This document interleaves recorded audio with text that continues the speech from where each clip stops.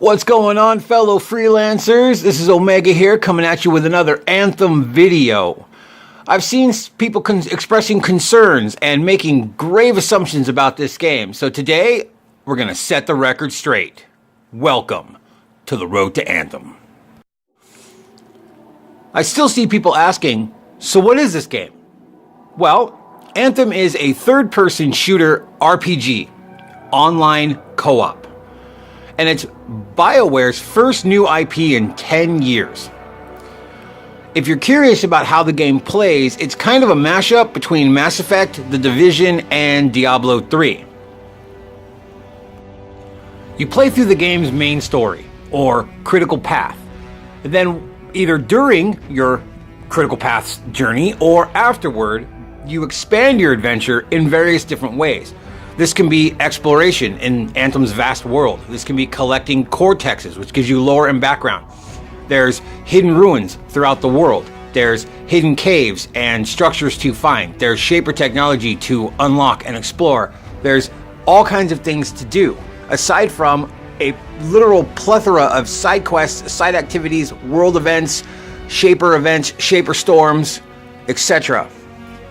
The game is going to be constantly expanded with free, let me say that again, free DLC content. Bioware's already stated they have a 10-year plan for this game. So it doesn't seem like they're just going to let it go to the wayside. They have set it up to where they can randomly throw in a story pack whenever and if ever they feel like it. If they want to give you background on a particular character, they can just do that. They can just pop it right in there, boom. DLC content pack. Just cuz.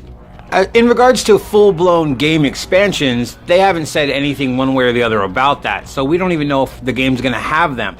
But with a 10-year plan in place, it makes sense that there would be. Whether or not the expansions are going to be paid for, we don't know, but it would make sense. Especially if it's a substantial amount of content. Another question I see quite often is the game too easy? Well, let's be honest here. That's impossible to judge, literally.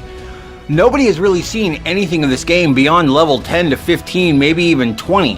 And all these videos you see, people playing the game, gameplays from IGN to various other YouTubers, we don't even know what difficulty each video is being played on to accurately judge what's being done.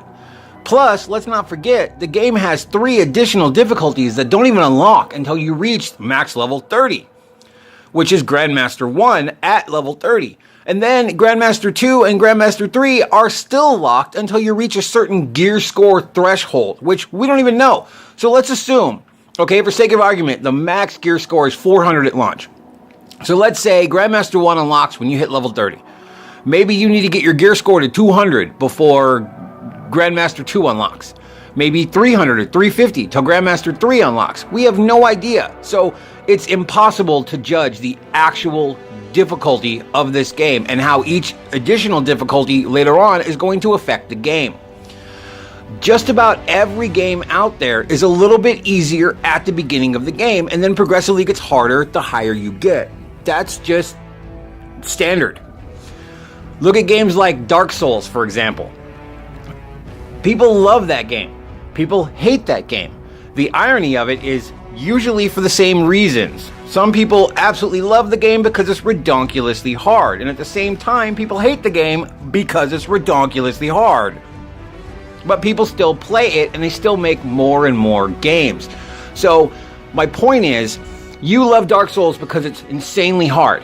Other people hate Dark Souls because it's insanely hard. It's very subjective. It's all based on the player, the skill, and what you really want to put into and take away from any said game. So with 6 different difficulty levels, there should be more than enough for every different type of player to get what they want out of this game. Next up is a fairly common question that's been reoccurring a lot recently. Is the game too short? Usually referring directly to the story. This is extremely subjective since everybody plays differently. There are various different activities that you may or may not find appealing. But there is definitely something for everyone in this game. Let's compare this to other really popular games to give you a gauge. Look at the original Mass Effect. A lot of people don't know this, but you can beat the main story in less than 10 hours. Yeah, 10 hours. However, there is so much extra crap in that game. You could easily push your game time to 100 plus hours for those who wish to seek it out. But for those who just want to blast through the story, do no side quests, do no extra crap, don't explore any, you're looking at less than 10 hours for the main story. Mass Effect 2 is not much better. It's about a 20 to 25 hour game, but could easily give you an additional 80 plus hours of gameplay, plus the many DLC packs that came out for that game that adds even more hours to your gameplay. Let's move away from Bioware games to other companies. Let's look at Horizon Zero Dawn. Horizon Zero Dawn is about a 25 to 30 hour game, but could easily be pushed to 80 to 100 hours by doing all the side stuff. Witcher 3 is the same way. That's only about a 40 to 45 hour game, but could easily be 100 plus hours. Then you got games like Monster Hunter World, which is insanely popular. But if you actually stop and think about it, it's only about a 25 to 30 hour game. You literally complete the main story by the time you're level 15. 15! And then from there, you have no real direction. There's no real side quests per se. I mean, there's like tasks. Hey, go find some fish. Stuff like that. But that doesn't ruin the experience for many gamers, as it is insanely popular and tons of people play it. But there's no real story structure beyond the main story you beat by the time you're 15. So, what's the appeal? Why do people still play it? Why is it still popular? Because there's literally unlimited. Because you can get your hunter rank up to 999 from 15. So from 15 to 999, there is no structure, no story, no real side quests to speak of, yet the game is appealing enough to keep people engaged for literally days, weeks, and even months of actual gameplay, not physical time, engaged in this game. We don't know. I'm not saying Anthem's going to be this way, but we don't know if it will or it won't. Time will tell that. We shouldn't make assumptions based on, lack of information.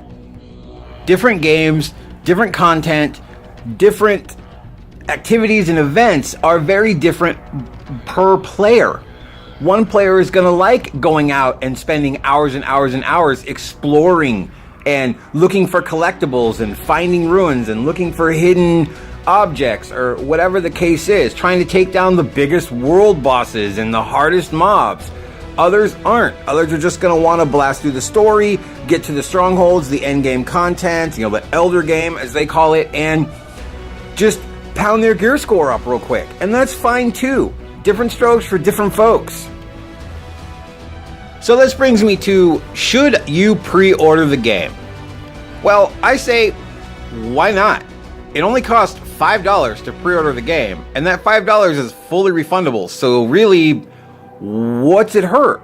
It doesn't do anything. It's $5. By pre-ordering, you get to access the VIP demo. That allows you to play the game and physically see and feel for yourself whether or not it's a game you're going to want. You can always cancel the pre-order if you're not happy with what you played in the demo. Now, on the flip side of that, if you really don't want to pre-order for whatever reason, you can always just play the free demo from February 1st to February 3rd, which is available on all three platforms. So you have plenty of information, not only the devs being extremely open about everything with their open door policy, but also giving you the chance to play it for free or play it a second time with a pre-order.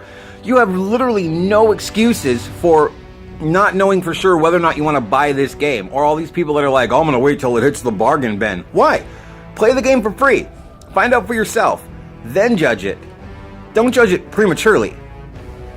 Keep in mind, though, for those that are on the fence, anybody who participates in the special VIP demo will receive an exclusive in-game item from Bioware as a thank you. So let's say you don't want to pre-order and you missed the VIP demo. I don't know if the item's going to be substantial. I don't know if it's worth it, but why not have extra goodies? But what if you play the game during the free demo and you absolutely love it? You then decide you're going to rush out and buy the game Was it worth missing out on the free swag? Why not just pre-order the game, get the freaking VIP access, find out for sure if you love it, because if you do love it, you didn't miss out on anything. Now listen, I'm not going to tell you what you should or shouldn't do. That's not my place. But honestly, what's $5 to simply give yourself peace of mind? That's more than worth it for me. Now, my wife and I were talking the other day, and bear in mind, she's just as excited to play this game as I am, so we're definitely gearing up to play it. But anyway, while we were talking, I came to a realization. My biggest fear about this game has nothing to do with the actual game. I'm simply afraid that Anthem won't live up to its full potential because of the community. People won't even give this game the time of day simply because it's published by EA, which is stupid. Yeah, okay, EA's made some mistakes, but so has just about every other company. Look at big name companies like Square. You know, they've been releasing games since the 80s. Final Fantasy's got so many damn installments, you probably couldn't even count them all without looking them up on Google. And there are a few lemons in there, but there's also a few gems. Activision's just as friggin' shady, and people still buy their games. So, yeah, EA's made some mistakes, and maybe be weary of EA. Fine, that's your right, but don't automatically dismiss any game simply because it's published by EA, especially not one made by Bioware, who their track record for the last 20 years is amazing, stellar, with tons and tons and tons of platinum games. Another concern is a lot of people think that this is a Destiny clone or a Warframe clone, but from those of us that have actually played the game, we can tell you for a fact, feel free to look it up. Check the YouTube channels, Google it, all that stuff. Every single person who has played this game and has played Destiny and or Warframe will tell you that Anthem is literally absolutely nothing like either of those two games. So stop making assumptions. Again, don't assume. Get your facts, play the game, then judge for yourself. Free demo, no excuses. So that turned into a semi-rant video. Sorry about that. Not really sorry, just putting it out there. I want this game to succeed. I do. I'm absolutely excited for this game. Everything that I have seen, everything that I have played, and everything that I've experienced has just accelerated the hype to monumental levels. I am extremely excited for this game, and I want to see it succeed. And I just feel like those that don't want it to succeed hate it for dumbass reasons. And that frustrates me because it's asinine. Anyways, I digress. Thank you guys for watching. There will be a lot more content coming up, especially with the demo coming up. Free note for you guys, there is a live stream coming today from the devs. The times are on the screen. As always, I appreciate you guys watching. Hit the like. Consider subscribing, it'll help me out. Let me know that you want my content. If there's anything specific you would like me to make, please drop it in the comments, let me know, and I'll be more than happy to do that for you. At the very least, hit that bell for me so you know when new videos get posted. You all have a great day, and I'll see you next time on the road to Anthem.